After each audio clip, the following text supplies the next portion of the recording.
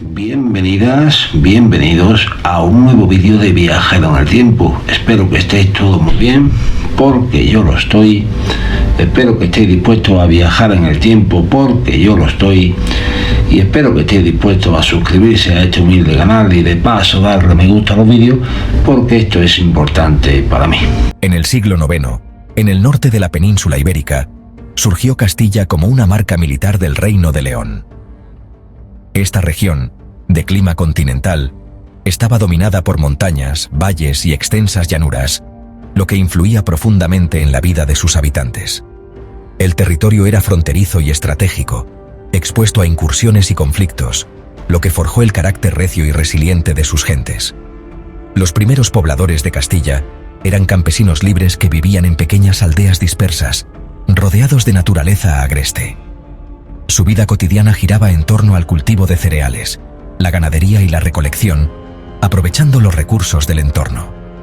Las viviendas, construidas con piedra y madera local, reflejaban la sencillez y la adaptación al medio, y las familias compartían tareas y responsabilidades para sobrevivir en un ambiente hostil.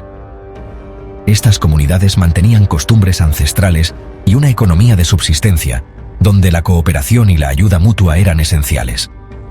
La vida social se organizaba en torno a la aldea, y la relación con la tierra era fundamental para la identidad castellana. La organización social de Castilla se basaba en los concejos, asambleas de hombres libres que gestionaban la vida local, la justicia y la defensa común frente a los peligros de la frontera. Estos concejos fomentaban la participación y la autonomía, permitiendo a los habitantes tomar decisiones colectivas y proteger sus intereses frente a amenazas externas. La estructura social era igualitaria en comparación con otros territorios, y la libertad personal era un valor apreciado. Los concejos fueron el germen de las futuras instituciones castellanas y símbolo de la identidad local. El nombre de Castilla proviene de los numerosos castillos y torres de vigilancia que se levantaron para proteger la frontera, reflejando la constante necesidad de defensa y la importancia de la cooperación comunitaria. La amenaza constante de incursiones externas, tanto de musulmanes como de otros reinos cristianos, impulsó la construcción de castillos y fortificaciones. Estas estructuras no solo servían como defensa, sino que también eran centros de organización y refugio para la población. Así, Castilla se consolidó como la tierra de los castillos, símbolo de resistencia y autonomía. Los castillos y torres de vigilancia se convirtieron en elementos clave del paisaje y en referencia obligada para entender la historia y la cultura castellanas. Los monasterios desempeñaron un papel fundamental en los orígenes de Castilla. No solo eran centros religiosos, sino también focos de cultura, escritura y cohesión social. Los monjes copiaban manuscritos, enseñaban a leer y escribir, y transmitían valores cristianos, contribuyendo al desarrollo intelectual y espiritual de la sociedad rural. Así, Castilla se configuró como una sociedad rural, autónoma y solidaria, marcada por su función defensiva, la cooperación entre sus habitantes y la influencia de los monasterios. La combinación de geografía, costumbres, organización social y espiritualidad forjó una identidad única que perduraría a lo largo de los siglos. En el siglo IX, Castilla era una marca fronteriza del Reino de León, definida por un paisaje de montañas abruptas, bosques espesos y valles aislados. El clima riguroso, con inviernos fríos y veranos secos, hacía la vida especialmente dura para sus habitantes. La región estaba poblada por campesinos libres procedentes de Asturias, León, el País Vasco y Navarra, quienes se asentaban en pequeñas aldeas dispersas rodeadas de naturaleza salvaje. Estas comunidades vivían en estrecho contacto con la tierra, dedicándose al cultivo de cereales, la cría de ovejas y vacas y la recolección de frutos silvestres. La vida cotidiana transcurría entre el trabajo agrícola, el cuidado de los animales y la vigilancia constante ante los peligros de la frontera, como incursiones enemigas o ataques de bandidos. La solidaridad y la ayuda mutua eran esenciales para sobrevivir en este entorno hostil. La vida rural en Castilla era austera y profundamente comunitaria. Las familias compartían herramientas, semillas y animales, y colaboraban en las tareas agrícolas más exigentes, como la siega o la construcción de viviendas. Las casas, hechas de piedra y madera local, eran sencillas pero resistentes, adaptadas al clima y al terreno. Los niños ayudaban en el campo desde pequeños, aprendiendo los oficios de sus padres, mientras las mujeres se encargaban de la elaboración de pan, queso y tejidos. La supervivencia dependía de la cooperación entre vecinos y de la protección mutua frente a amenazas externas, lo que fortalecía los lazos de la comunidad y generaba un fuerte sentido de pertenencia. Además, las celebraciones religiosas y las fiestas de la cosecha servían para reforzar la unión entre las familias, permitiendo el intercambio de productos y la transmisión de tradiciones orales. La vida cotidiana estaba marcada por el esfuerzo, pero también por la esperanza de prosperar juntos en una tierra difícil. Para protegerse de las incursiones y asegurar la supervivencia, los habitantes de Castilla construyeron pequeñas fortalezas, torres de vigilancia y murallas de piedra en puntos estratégicos. Estas estructuras, levantadas con el esfuerzo colectivo de la comunidad, servían como refugio en tiempos de peligro y como símbolo de resistencia frente a los enemigos. Los castillos no solo protegían a la población, sino que también se convirtieron en centros de organización social y militar. Así nació el nombre de Castilla, la tierra de los castillos, reflejo de la autonomía local y del espíritu combativo de sus gentes.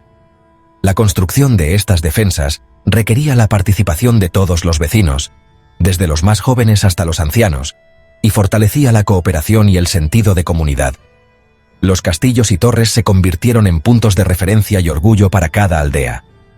La sociedad castellana se organizaba en concejos, asambleas vecinales donde los hombres libres debatían y tomaban decisiones sobre la gestión de la aldea, la defensa común y la administración de justicia.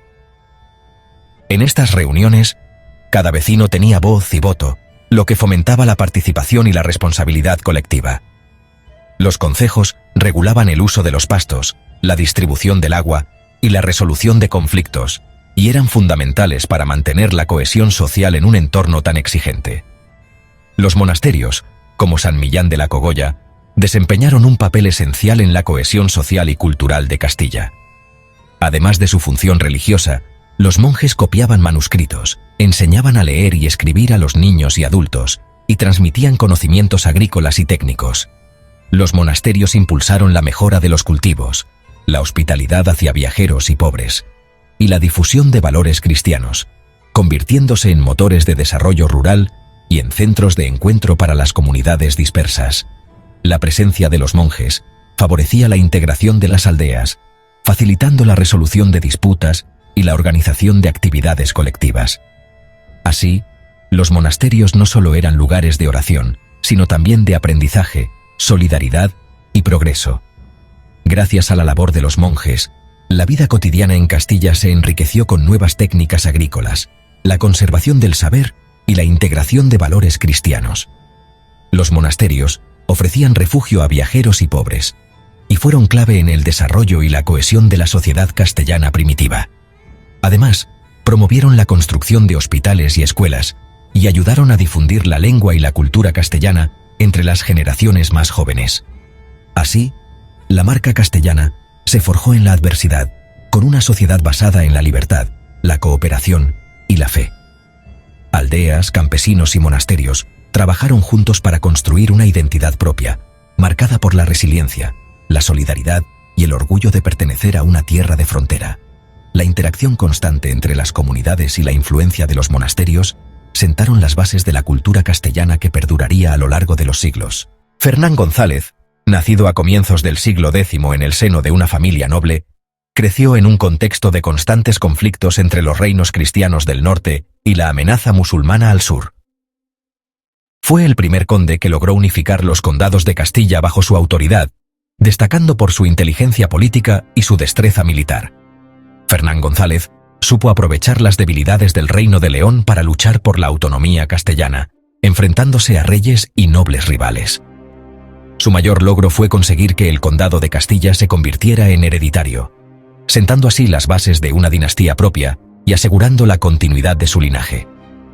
Además, fortaleció la defensa del territorio mediante la construcción de castillos y la organización de milicias locales, consolidando la identidad castellana como tierra de hombres libres y guerreros. Fernán González es recordado como el artífice de la independencia castellana y como una figura clave en la historia de la península ibérica.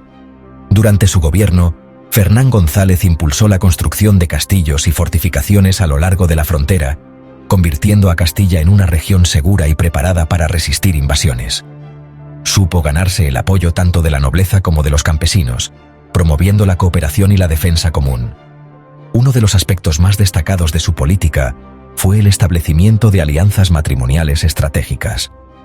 Casó a su hija Urraca con el rey García Sánchez de Navarra, fortaleciendo así los lazos con el reino vecino y asegurando la protección de Castilla frente a posibles enemigos.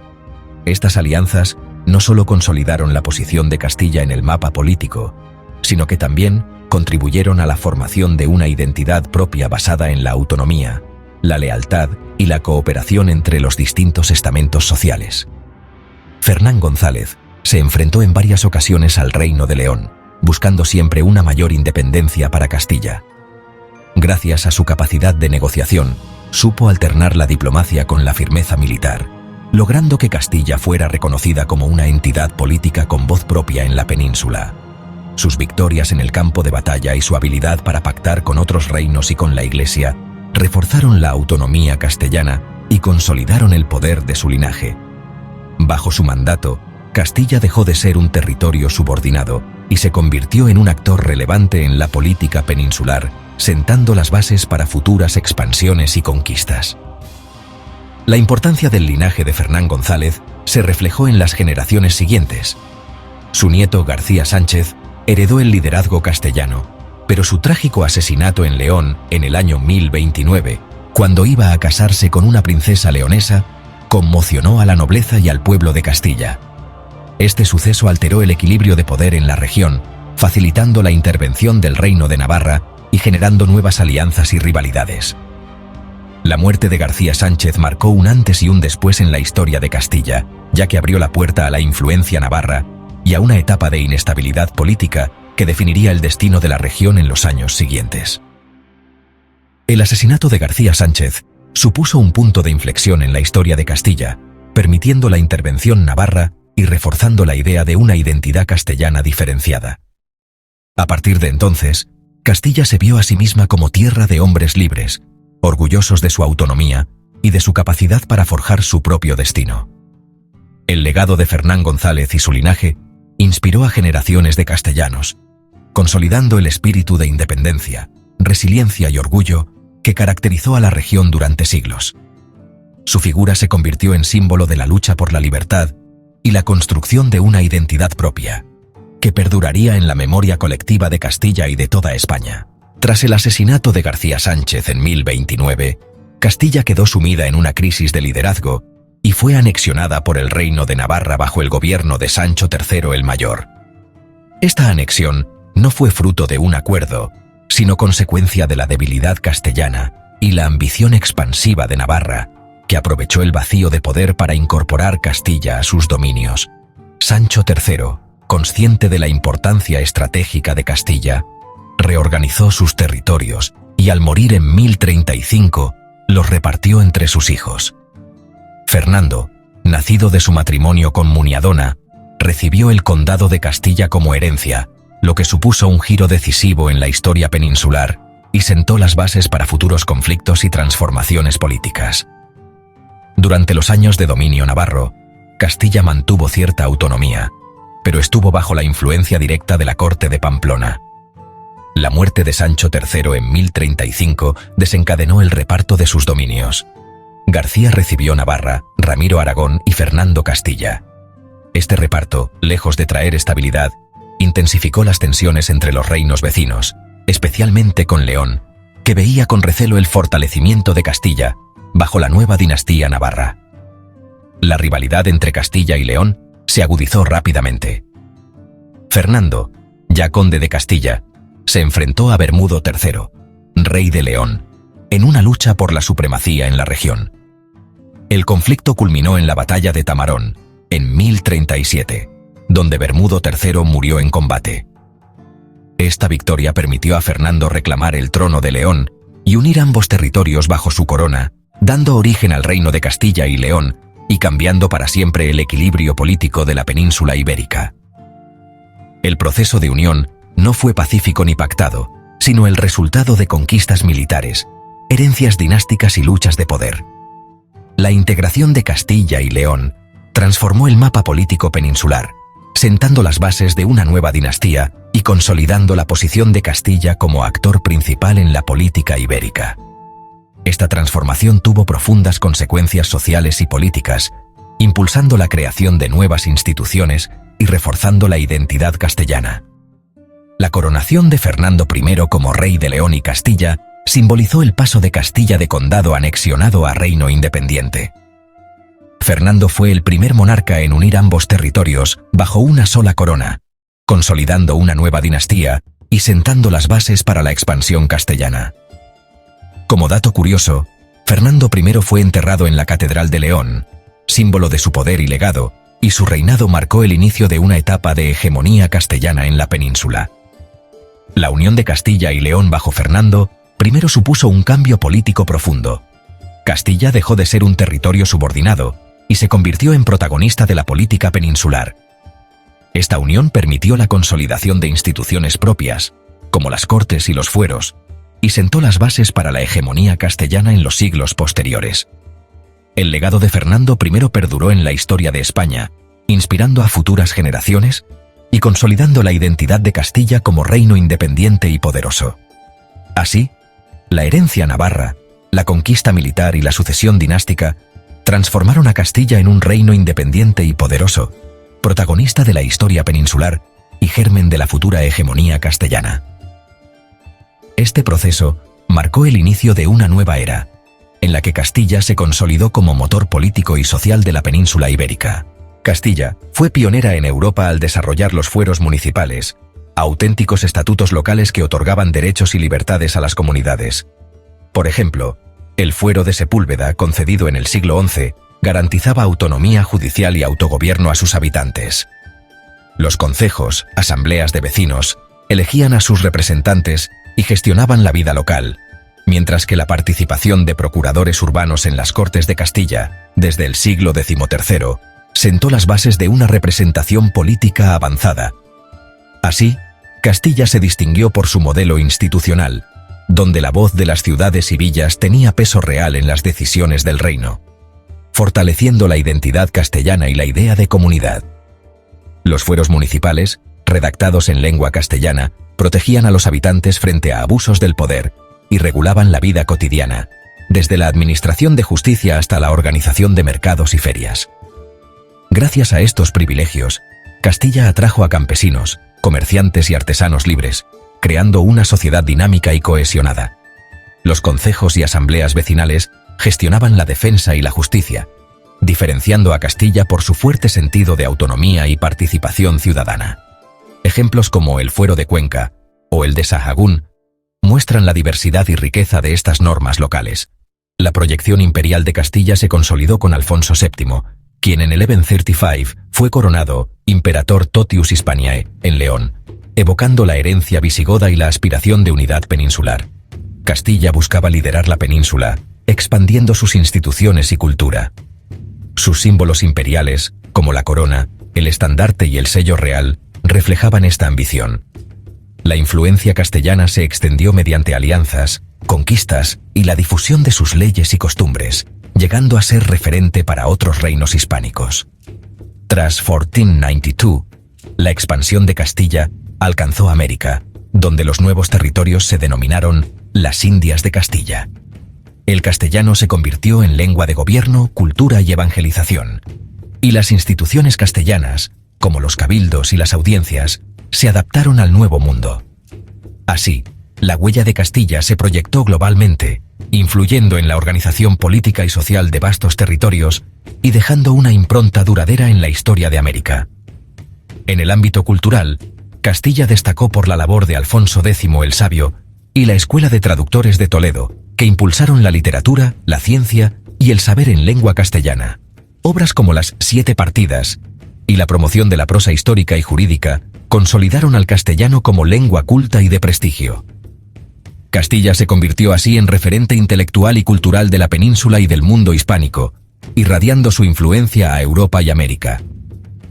Así, Castilla pasó de ser una región marginal a convertirse en el eje político, social y cultural de la España medieval.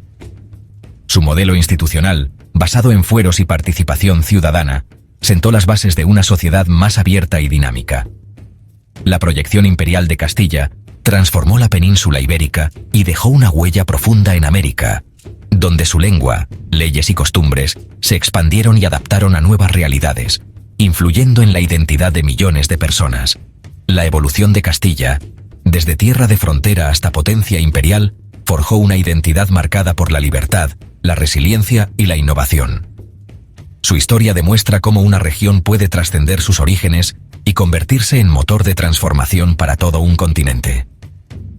Hoy, el espíritu castellano sigue vivo en la diversidad y riqueza cultural de España y América, recordándonos que el pasado es la base sobre la que se construye el futuro.